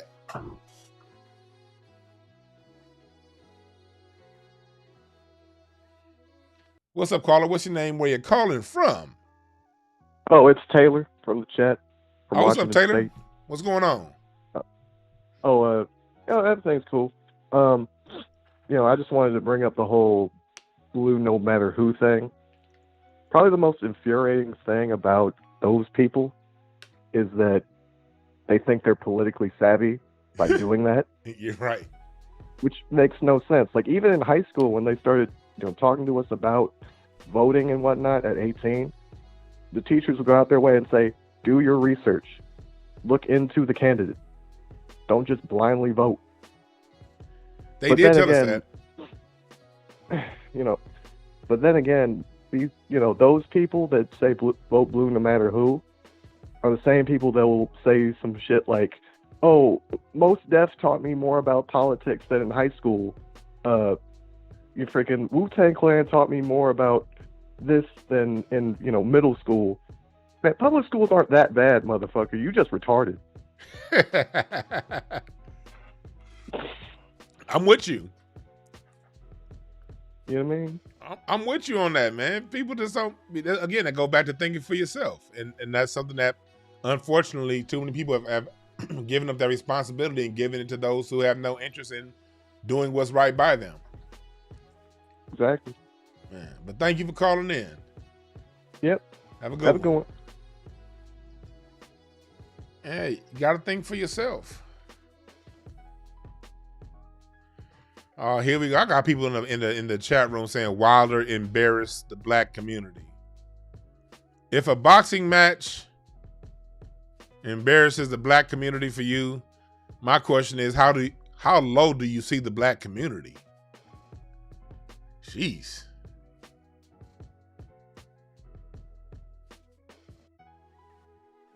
When it comes to sports, shit, when we face them head up, we win 98% of the time. Okay, the brother lost. The brother started boxing at 19. He lost. How's that embarrassing you or me? That don't embarrass me. He got his ass knocked out, not me. I don't share in the $33 million that he won. So I don't share in the humility of defeat. Now, if I had a stake in the money, if he won, that's one thing. But I don't have a stake in the money, which means I don't have a stake in the loss. I put up a post earlier on Facebook and on Instagram that got people riled up. I said simply, let me see here. Let me see if I can pull that.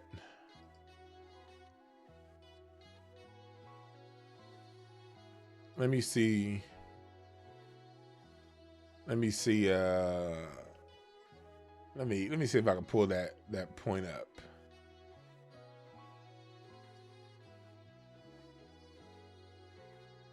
Let me see if I can.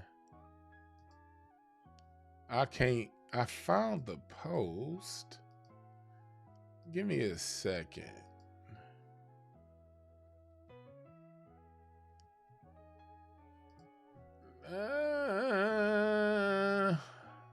God damn it.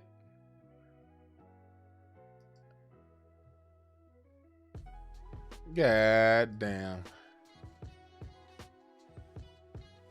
Here we go.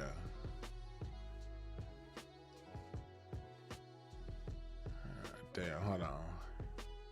Here we go.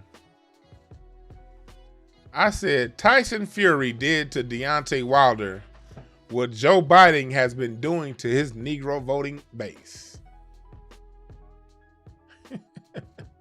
And that's true.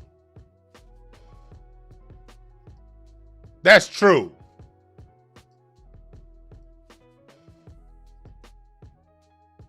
Tyson Fury did to Deontay Wilder what Joe Biden has been doing to his Negroes. I'm more so embarrassed about that than anything else. You mean tell me you niggas gonna vote for somebody again who ain't promised you nothing? Now that's embarrassing. That's a whole collective of us. That's not one nigga getting knocked out. That's millions of niggas falling for that trick. That's embarrassing.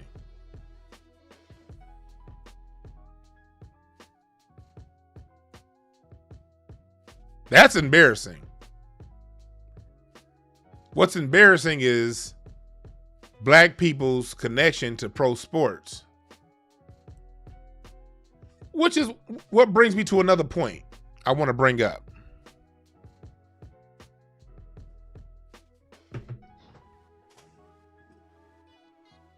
Which brings up another point that I want to bring up. Is Deontay Wilder losing a bad thing for black people? See, for this last 70 years or so, black people have put too much stock in sports.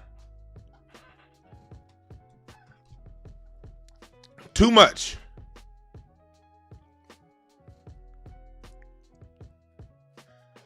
We have been living our manhood vicariously through athletics.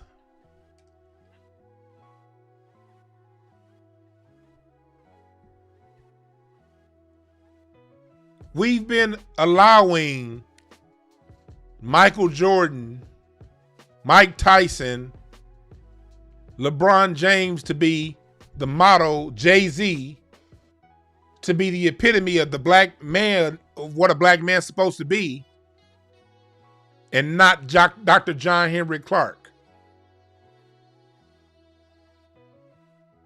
Not Dick Gregory. Not Malcolm X. Noble Drew Ali. Marcus Garvey. Fannie Lou Hamer. Dr. Francis Cress Welsing. Scheherazade Ali. These people who have stood up for us died broke because we didn't support them and faced the world's strongest government and army on our behalf. We sort of see these people as side notes, as footnotes. What about we used to be great inventors. We used to have George Washington Carvers, Benjamin Bannekers,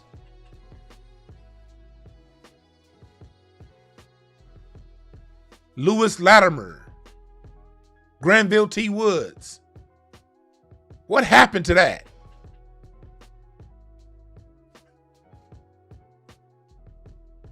Why ain't they heroes?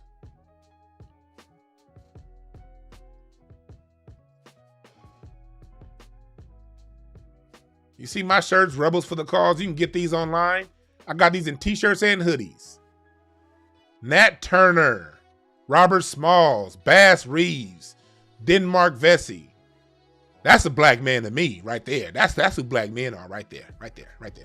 Look at him. That's a black man. Robert Smalls escaped from slavery, stole a Confederate ship, gave it to the Union, fought in the war, he got Abraham Lincoln to get black people to enlist in the Civil War, enlisted 5,000 soldiers, went back, took his wife and his friends out of slavery, and then when the Civil War was done, ran for Congress and won and bought his slave master's house. That's what black men are to me. We lost a lot of this shit because all the fuck we care about now is sports.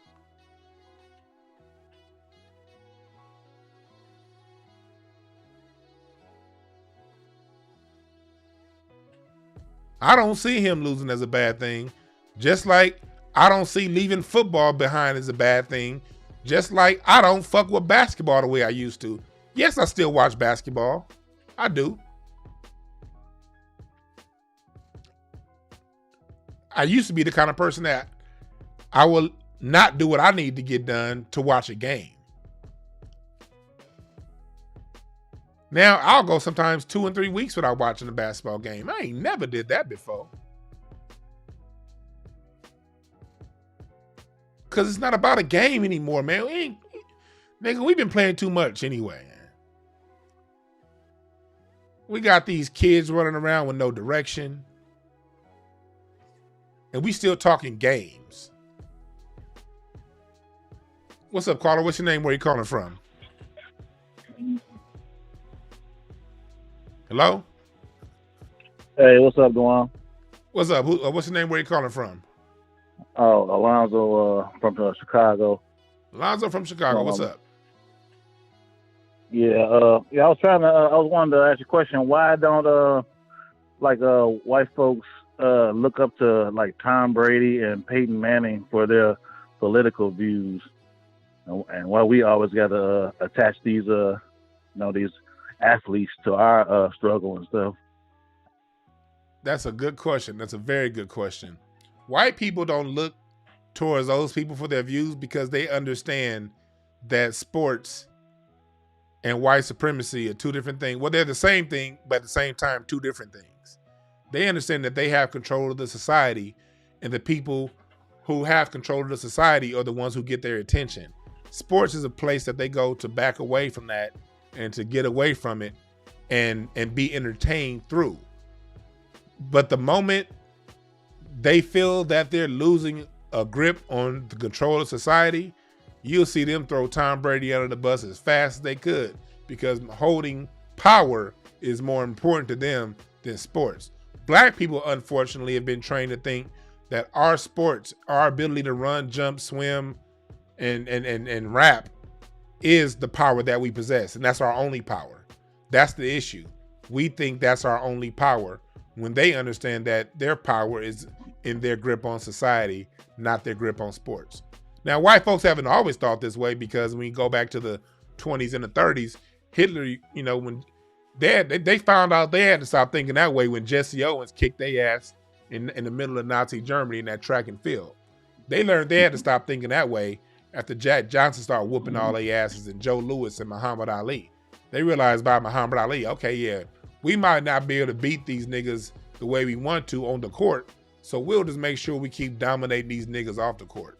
So they understand that it's about the substance of who maintains the levers of power, not necessarily who wins in that ring. But again, with them, it was an evolution. They didn't always think this way.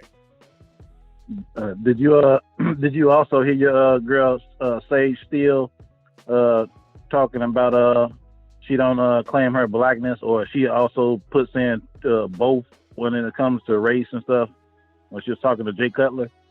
I heard a little bit about that. Sage Steele is she has clearly defined herself as the Mammy Coon of the year, and that's who she wants to be. So once she decided that a few years ago, I only expect her to say things that are that obnoxious and worse. So I don't, it is what it is when it comes to her. I don't expect anything less from that wench. All right, one more question before I go. Did you see they remove Farrakhan from Netflix, but they allowing everybody else to be on there, but they want to remove his documentary that they was about to put up? They did that a few years ago. I remember he had that violin thing that he was about to premiere, and literally the night before it premiered, I think this is 2018, 17, the morning, the night before he was supposed to premiere, they didn't let it go, and now they're kind of doing the same shit. Look, Farrakhan speaks against the very people who own and control Netflix, so I don't expect anything less. Okay. That's why we as a people got to know where the information is. The NOI, whatever Farrakhan has up, the NOI have it for sale and for streaming on their website. We just got to go there to see it, because they're not going to allow, someone like him. He's an old enemy of theirs right there. So I expect that. Well, man, you have a good one, my brother, man. Thanks for calling in. To the people like he supposed to. Yeah, man, you're right, man. Thanks for calling in. All right, thanks a lot, brother. Big fan. Yeah, like Neely Fuller says, once you understand white supremacy, how it works and how it operates, if you don't understand that, everything else is going to confuse you.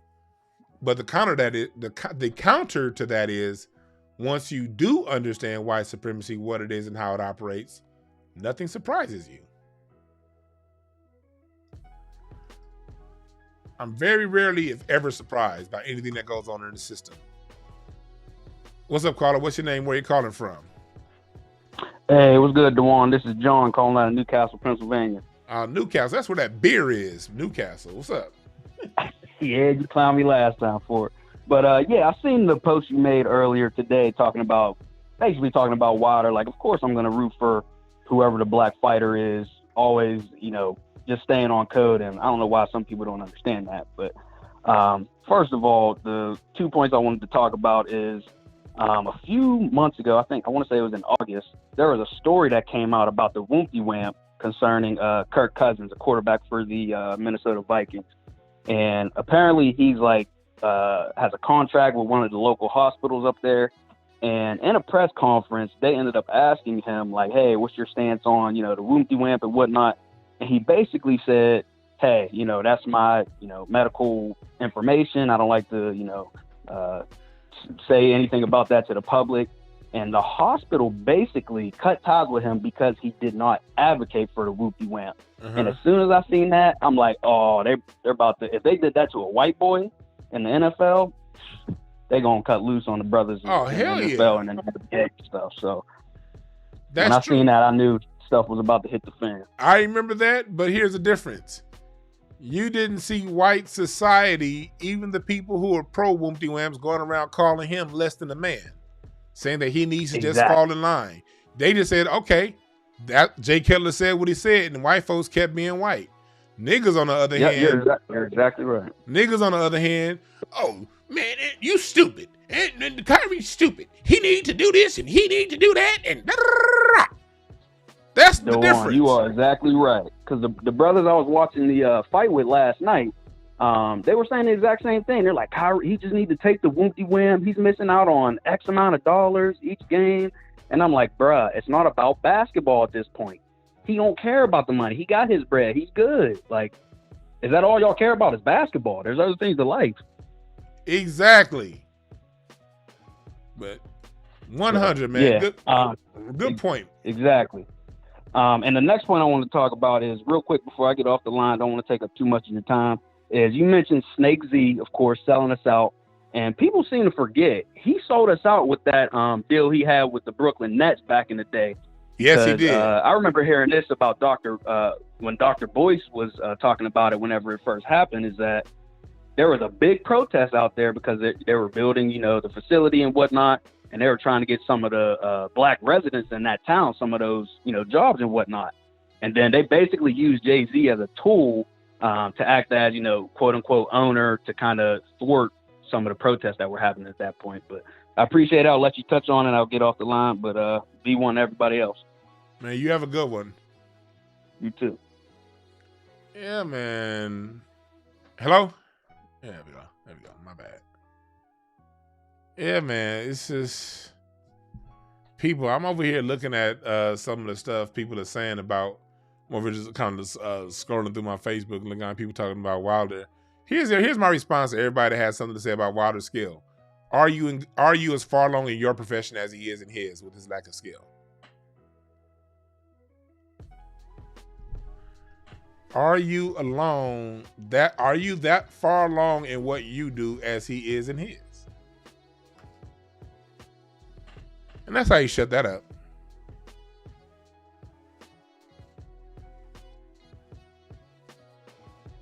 But yeah, they didn't shame that the white society did not shame that. I forgot who it was, who he said, I'm drawing a blank that quick.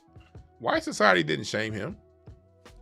They came after him, like they let the official powers come after him, and they moved on.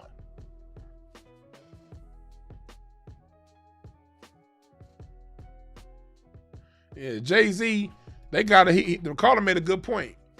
Jay-Z, yeah, that is. Jay-Z, I knew I always kind of saw through Jay-Z kind of since day one. Because I saw how he was being a fake ass jazzo back in the 90s. So I kind of saw he was a clout chaser back then.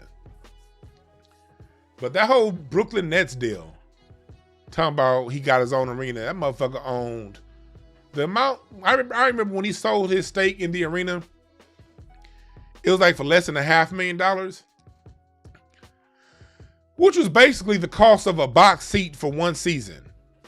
He basically owned what was equivalent to owning a box seat in that arena for one season. And he got that arena built on land where black business was and got that area of black Brooklyn gentrified. If niggas didn't see he wasn't on their side then, they not gonna ever see it.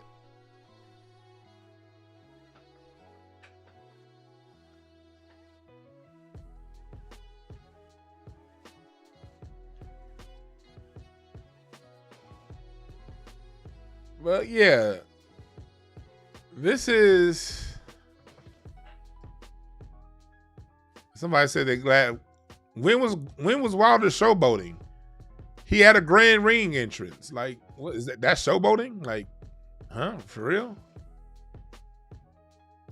Mike Tyson used to walk out in the ring with nothing but a rags on and still got knocked out by Buster Douglas. I appreciated Deontay Wilder's ring entrances. I remember I was there for the first Fury versus Wilder fight. I was there. And I remember seeing Deontay Wilder's ring entrance. That fight that they fought to a draw. I remember being there. And being in the audience, I actually appreciated his ring entrance. That gold face mask he had on, nigga walked in that ring looking like Mansa Musa.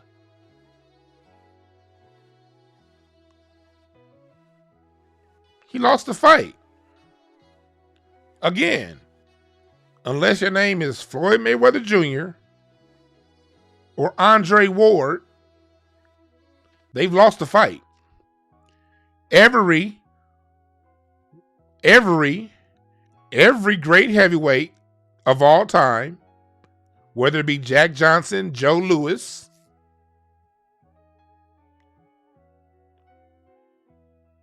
whether it be any of them, guess what happened at one point in their career? They lost the fight.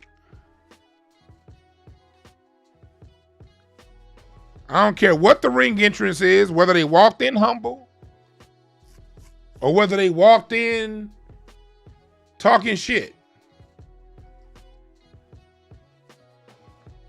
They've lost the fight. My only, like, black people, what, nigga, what's up?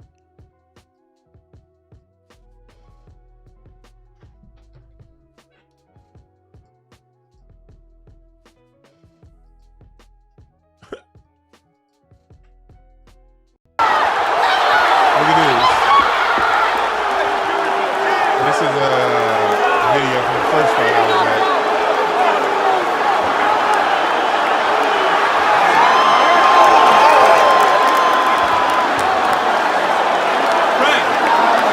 This is where I was sitting at first Wilder versus Fury fight.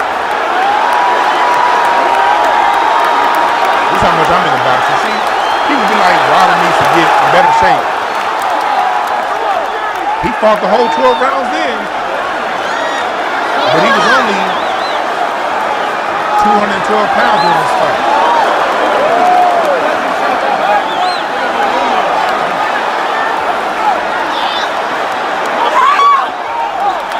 This is a great fight.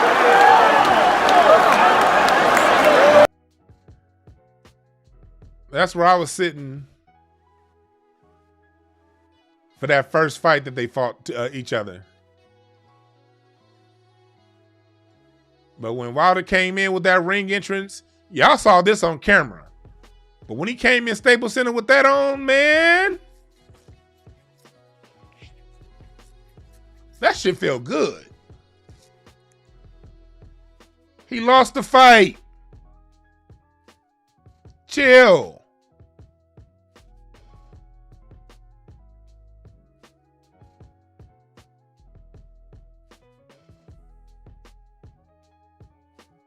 He lost the fight. It's all good. I'm sure he'll win some more. I'm sure he will lose some more.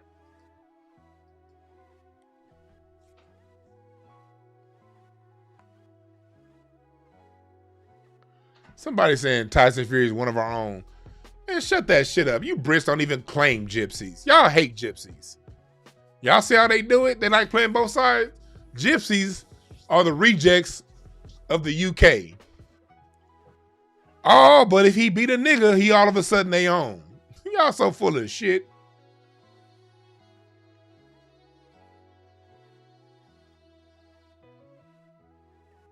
He right, Nino Black, 15,000 in the stadium is okay. See, when it comes to this whole whoopty whamp, it's always okay depending on what the money say.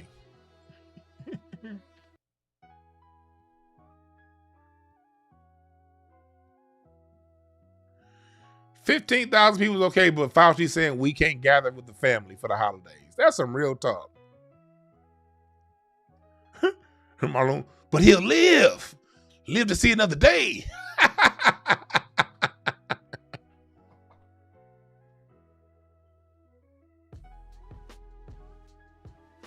People doing way too much.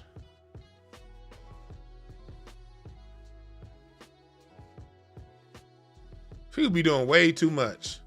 But again, like the theme of this broadcast is today, substance versus the look. Do you look good or are you good? Thank y'all for joining me today. Download my Mixcloud for my live music, Incense and Ashtrays live music mix down. I'm gonna do one tonight. Play some music with y'all tonight. Talk some shit. Download the Mixcloud. The link is in the description bar. For my Sunday live music mix down. And remember this. There are no perfect messengers. Only perfect messages for those who are willing to pick up the game. My name is Dwann B. We out.